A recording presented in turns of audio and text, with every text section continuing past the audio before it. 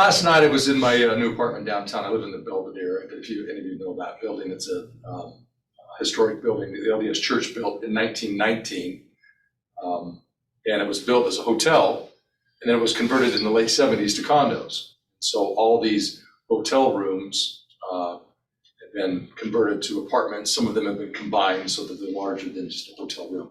Mine's a multi-room combined unit. It's nice. But years ago, anybody remember the Hotel Utah? Yeah. So the Hotel Utah, I had the opportunity when I was in high school, I think it was 1986, to attend this thing that was sponsored by the governor's office. It was a business thing. And if you've never been in the Hotel Utah, or what now is the Joseph Smith Memorial Building, just this classic, beautiful building, very ornate, and a lot of ornate chandeliers in it. Well, when the church converted it from a hotel to the Brigham, or to the Joseph Smith Memorial Building, they converted all the bedrooms and everything in there to office space and so forth, and they took a lot of the chandeliers out. Well, they donated a lot of those chandeliers to Deseret Industries in 1992. And Deseret Industries, normally when they get stuff donated to them, they just put it on the shelf and you come in and buy it. But they realized they had something that was special, so they decided to do a silent auction. And I saw a report on TV, or maybe it was in the newspaper, about I'm going to go down and bid on one of those. So I did that, Michael. I bid on several of them, and they would. I don't remember how it actually worked. All I remember is that you had to bid multiple times, and then eventually, fortunately, I actually won one of them. One meaning I got the opportunity to buy one, which I did. I bought it, and then I gave it to my parents for their first house that they had ever owned. Did you know that I grew up in trailers? Well, when they moved up to Salt Lake, they finally had the ability to buy a house. So the very first home that they bought, I gave them the chandelier that came from the Hotel Utah. Oh, that's awesome. And they had it for several years in the various houses that they lived in. Well, the last house that my dad bought, there was no place to put it, so he just packed it up and put it in storage. And then he recently moved in, and when I bought my place, I put it in my entryway in my place, which is kind of cool. I love that. The purpose for that whole story is this. My mom, what she did back in 1992, when I gave it to her, she took the article from the newspaper, the Salt Lake Tribune. It kind of highlighted that the church had, closed down the Hotel Utah. They'd taken these chandeliers out. They were auctioning them off. And she thought that was kind of cool. So she framed that, and she put that in her houses when she had it in her dining rooms. Well, I got it, and I put it in my entryway, right below the chandelier in my entryway. Well, I was standing there, Bob, last night, and I was looking at it. I swear, oh man. I swore I wasn't going to do this. Brenda, tell me not to cry. Cry. No, tell me not to, because I won't get through this. No, I won't get through it if I do. So I'm standing in my entryway, and I'm looking at that frame, Bob, with the picture in it, and something compelled me. It said, take the frame off the wall and look behind it, pop the backing off of it. So I did that. Tell me not to cry, Michael. Okay, don't cry. Thank you. You got this. Don't cry. So I popped it off, and there was the receipt in there from the purchase, and I paid more for it than I thought that I did. But the thing is worth like a crazy amount. I only paid $600 for it back then, but this thing's beautiful, and it's over 100 years old. It's a gorgeous chandelier, and then I had all the bid slips. There were like 6 or 7 bid slips that my mom had put in there with it. But the most important thing that was in there was this.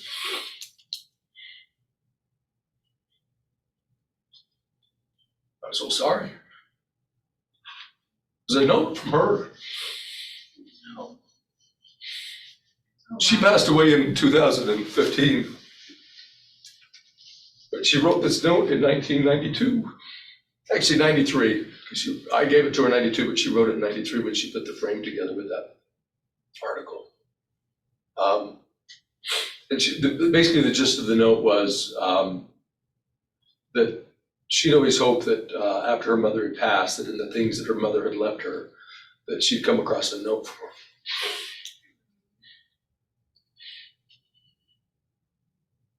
From her mom, my grandma. They were really close. And I was close to my mom. I was always, as a kid, mortified, Brenda, that she was going to die. But she turned 40. I thought she was old. I'm 54, so I must be ancient Ruby. And she always told me, she said, I will let you know that I'm there, always.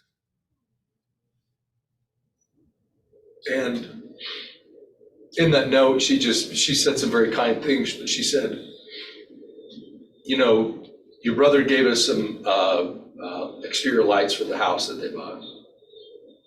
You bought us this chandelier, and I have a light, this is my mom speaking, and I have this chandelier, this light from Grandma that is in our entryway, her entryway. She said, so I guess the message is see the light. She said, ha ha. And then she said some very kind things about me and the fact that I had given that to her. But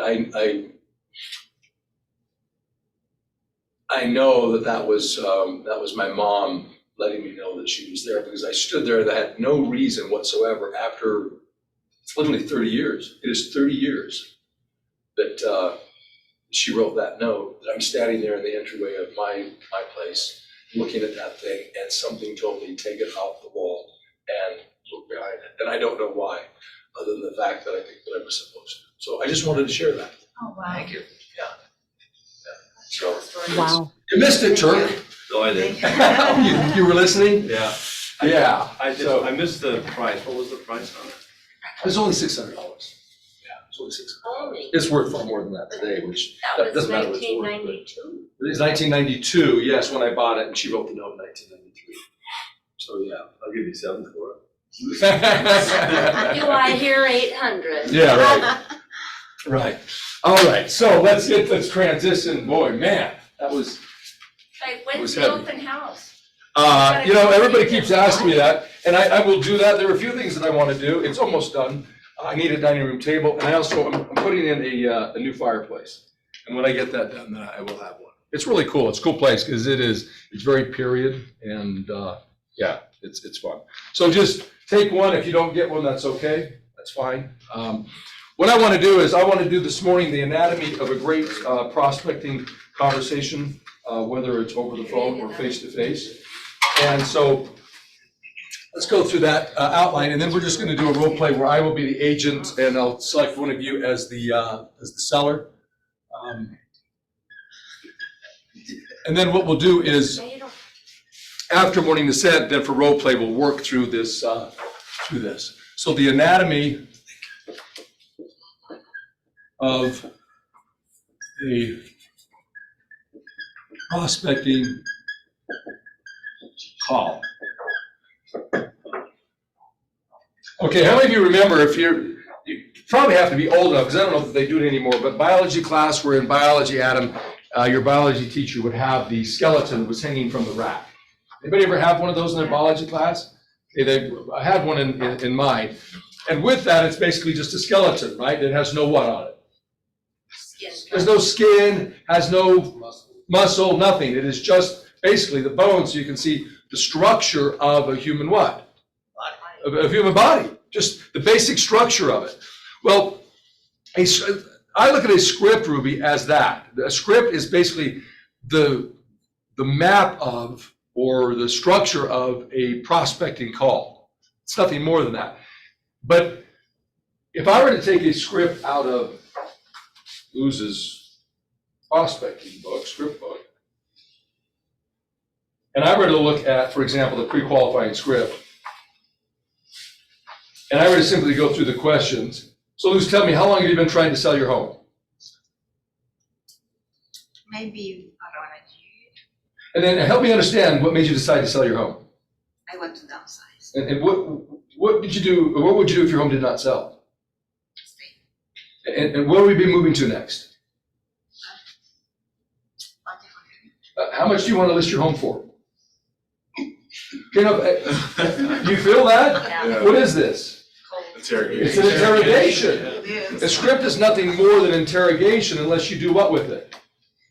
You got to add stuff to it.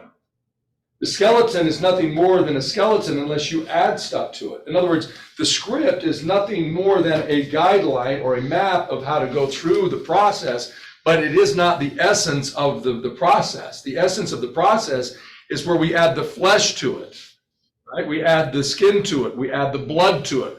In other words, we make it what? We make it real. We make it human. We make it conversational. So the anatomy of a prospecting call, the bones of a prospecting call are, yes, the script, but we need to go beyond that. We need to go beyond that to really what makes it, that's not a very good one, that makes it real, that makes it authentic. So what makes a prospecting call authentic? Well, number one, yes, we have to ask a what? We have to ask a question, which the number one building block of a great conversation is what? Great question. Great questions. And those are great questions, don't get me wrong. They're great questions. But they're not the essence of what makes a great prospecting conversation. We ask a question, and then what's the next step? We have to listen. And how do we listen proactively? We repeat and affirm. All right. Then once we repeat and affirm, then what? Kirk, what do we do? Ask another question. Almost. I listen to what you say, and then what do? I use a transitional statement. Remember, this is the skeleton. It's part of the script. It's part of that structure, right? The transitional statement. Then I do what? Ask another. Then I ask another question. How many, Turk, as a minimum? How many? Questions am I going to ask, minimum? Remember the crazy eight, the infinity sign? Remember that? Oh, yeah. How many do I ask? 6. Three? 3 and then. Yes, I ask 3. So I close, they give me the response, I repeat and affirm, I use a transitional statement, and I ask question, question, question, and then what do I do again? Close. I close. And if I get another rejection, then I repeat and affirm, transitional statement, then I ask what? 3 more. Question, question, question. Repeat the process. This makes sense? Is it coming back to you? Because I know you know this, okay? So we ask 3 plus questions. Then once we ask 3 plus questions in that process, right? It's really in this process, but I have to write it out linearly, okay? So I ask 3 plus questions, and in that process, what do I use? Soundbite? Okay, I'm gonna use a soundbite, for example. And in the process of using that soundbite, right, I give you the soundbite, and then I might ask you, and isn't that what you want, Brenda Lee? You know, my company sold over 4,000 homes last year, and you have how many you want to sell? Just 1. Just one. So wouldn't you want to work with a company, obviously, that sells a lot of homes since you only have one home to sell? Yes. Yeah, so that's a soundbite, and then I added to that what? A tie down. Added a tie down. And then there are what we call level shifts. And then ultimately the final step would be, and remember, because it's 3 plus questions, but within that 3 plus questions conversation, I'm doing these things. Does that make sense? Yes. Okay? So when I do that, then I go back to Turk, because I asked question, question, question, and I go back to do what again? Close. Close. So that's what I do. That's step number 8, if you want to look at it that way. Does this make sense? Yes. Okay, so if you look at the placard that you've been handed, it has what on it? One of the what? One of the steps. One of the bones of the skeleton, the structure. Okay? So let's just you and I role play this. I'm the agent, you're the seller. And we're just going to go through a call. And if you have a placard, well, you have one. Who doesn't have one? Who didn't get one? Luz, I didn't get one. you didn't get one? Yeah. Does Luz, do you have one? No. We can Okay, share. did you get one? Oh. Yeah. Luz and I If you two share, why don't you be the seller? Sure. Yeah, you be the seller. Okay? So I'm just going to call you. We're going to go through an expired call. Okay. And if you have a placard, I want you to pay attention to the conversation. Your responsibility is to raise it up when I do that thing. Okay? Does that make sense? Yes. Your job is to identify that process or that skill in the body of the conversation. Make sense? Okay, all right. And don't be afraid to do it, interrupt, it's okay, because I want everybody to see that. Okay, so you're an expired, Okay. and just assume that whatever I say is what the situation was, because I pre-qualified you, Okay. and I discovered information in the process of doing that, right? Okay. But this is my initial conversation with you, okay? So here we go. Ring, ring. Hello? Hello, is this Ruby? Yes, it is. Ruby, this is John Ciet with Century 21 Everest. I'm a real estate broker in the area. And the reason for my call is that I noticed that your home came up on my computer as an expired listing. Oh, right, you're like the 10th person that's called me. Oh man, I am so sorry to hear that. I am absolutely certain you're getting frustrated with that. The reason for my call is I was just calling to find out when you do plan on interviewing the right agent for the job of getting your home sold. Oh, I don't know. Now that it's expired, we're not sure if we're gonna move that direction. Okay, so at this point, because it's expired, you're not certain what you're gonna do. You don't know if you actually want to get it sold. Yeah, we're just confused. Okay, so pause for a second. You gotta interrupt. I want everybody to see it. So say, yo! Okay, so do it. Just go ahead and do it because I want everybody to see it because they're watching me. So just, if I do it, just say, repeat and affirm. Okay, got it? And anybody. Okay, so say again what you just said. I don't know if we want to sell. It didn't sell before, so we don't know if we're gonna be able to do that now, and we have a home that we're gonna buy, so we're just frustrated. I don't think we're gonna do it now. Oh, wow. So number one, I hear that you are absolutely frustrated because it didn't sell. Right. You're not quite certain where you would go and you're having a hard time finding something. Yeah. You know what? Okay, Ruby, you know what? If I were you, I'd feel exactly the same way too. Having said that, let me ask you this. Transitional statement. Thank you. Yes, that's the way I want it done. Okay, go ahead and do it. Say it. match. Mirror match. Okay, so let's pause for a second. Repeat and affirm, what did I do? You repeat her objection. Oh man, I'm sorry, I feel the same way. Right, notice what I did. It wasn't conceptually responding to what she said, repeating what she said. I actually used some of her specific what? Words. Her specific words, okay? Then the mirror match, how did I do that? Your emotion, Okay, you were her what? frustrated with it. Yes, she was feeling frustrated, so I showed her that I was frustrated with her. I also, what's another way that we can mirror match her, Bono? Body language, Your body language, but this is over the phone. What's that? tonality. Tonality, yes, but he said that I did what? What did I do? You repeated it. Repeat and affirm. When I use your words, what am I doing? Mirroring. Yeah, I'm mirroring and matching. When I speak like you speak, you feel more comfortable. When I use your words, right, I'm reflecting what you're feeling, what you're saying. Therefore, it does what for you? Makes you feel what? Better. Makes you feel safe, yes. So then the repeat and affirm is a form of mirror and matching? It can be if I am using specific words that he used or that I used, that they used, right? And did you Yes. see the elevation in John's voice to show concern and to show that, wow, I do feel that same way. That's frustrating. So when you bring a little elevation in it, they hear you a little more. It's great. And then, Transitional. and what was the transitional statement? Having said that. Having said that, and I could use different transitional statements like, that being said, Oh. as Important as important as that is, now that I know that, right? Several ways you can transition from that conversation to now what? Where do we go next? Asking questions. Yeah, right, because this is where we are right now in the conversation. So Ruby, then, well, let me ask you this. I mean, had your home sold, where were you planning on moving to next? We were trying to move down to Saratoga Springs. Saratoga Springs. Well, that is a great area. Yeah, my husband started to So, work. come on, say it. Yeah. Mirror match? Your match, okay? My husband started work in the south, and right now we live in West Jordan. It's just such a long commute. All right, so ultimately you're just trying to shorten the commute. Yeah, we were trying to. Okay, that's great. Well, that's awesome. So, Repeat affirm. okay, thank you. So if you said that, just say the last part again, because I got off track. Just Was say it in again. West Jordan, and my husband works far south now, and so the commute is just so long. We were trying to make it happen where we found a great home in Saratoga Springs, and we would move, but we couldn't sell ours, we couldn't find one, so we just got frustrated. Okay, well, Saratoga Springs, that is a great area. Let me ask you, what does your husband do? He works He works for Facebook database over in Eagle Mountain. Oh, he does, so that would make it really convenient if you guys were in Saratoga Springs. Yeah. Okay, well, so obviously you're frustrated, and you should be, because your home was on the market for, my heavens, 6 months. Yeah, 6 months. And what is so interesting is that while your home was on the market for those 6 months, my company sold over 2,000 homes. Soundbite. Really? So, yeah, so what, let You me should have ask came you. and looked at mine. Well, and that is the very reason we need to get together. Oh. Because while your home was on the market for 6 months, we sold 2,000. How many do you need to sell? Oh, just mine. Just one. Yeah.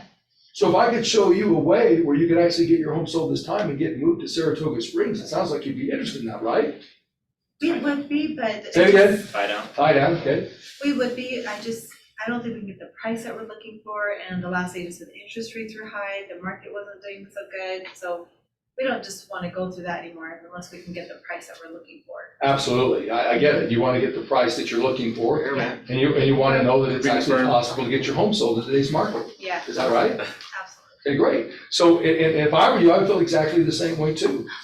Here's what I know, thank you. Here's what I know, Ruby, it is absolutely possible to get your home sold in today's market. It's every day where you're getting homes sold. And here's the cool thing, even though interest rates are up, as you know they are, right? They are, yes. The cool thing is that's creating greater opportunity for people who are looking to buy a home. And there are great programs that allow you to buy down the interest rate so you still get a great rate on your home. So let's do this. Let's meet. Let's talk about what is possible. Okay. And if it makes sense, we'll put together a plan to make it possible. But if it isn't possible, at least you'll expose your home to somebody who understands what it takes to get a home sold. So when it is time, it does make sense for you, that you know who you're going to absolutely work with and trust to get that job done. Fair enough? Fair enough. Great. Yeah. So what would work best for you, an afternoon or an evening? Where we can do Evening would, I gotta talk to my husband, so maybe next week sometime. Great. that? Great. And then we go through the rest of that. We got one more better. Okay, so thoughts? I love this. It's fun. It's like you're weaving it all the time. Well, because these right here are skills that we use in a conversation. And really, a lot of this you do naturally, normally, you just don't recognize that you do it. Because these are not foreign concepts to you. If I sat down with you for the first time, never having sold anything, never been in sales training, and I talked about the concept, maybe not the phraseology, what is a transitional statement? You look at me like, I don't know what you're talking about. But if I explained it to you, you would say, oh, yeah, I've said that before, right? Yes? Yes. So really what it is, it's about taking this, what we already do, to a conscious level and recognizing now we need to be conscious of it and then practice it so that we can pull it out and do it intentionally as we need to, so that we ultimately build what with people? Rapport and? Trust, What? value, Rapport and, there are two things that are necessary in any sales relationship, rapport and Certainty. confidence, trust. they're gonna pay you money, you better offer something. Value. Value.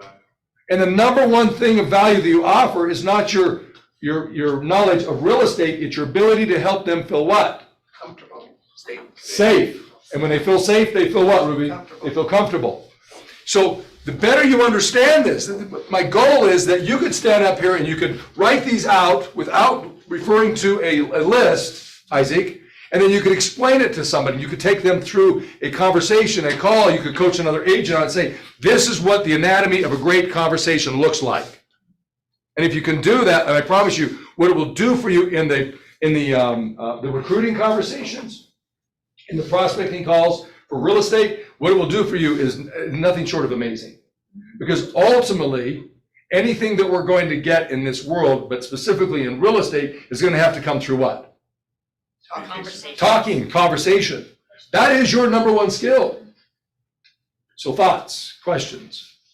And then what we will do, yes? I mean, I like this, I'm just having an epiphany as far as role play. I think it'd be great to have like maybe some cards where you kind of put them up Yeah. and making sure that your partner's going through each Yeah, one. yeah. I love that. Okay, yeah, we can do that. But I mean, I don't know how you do it, but. Well, we could do something up here where it's kind of like like a chain or a train, you know, where they're connected and you see it from one to the next to the next to the next. We can do Yeah, something like with that. all the steps, and then also just writing them down for yourself while you're making calls in your office or you're Yeah. prospecting or together, like having even a smaller one saying, hey, did I do these? Like a reminder, yeah. Okay, we are over time for morning ascent. We've got role play right after this. So let's do the affirmations, and then if you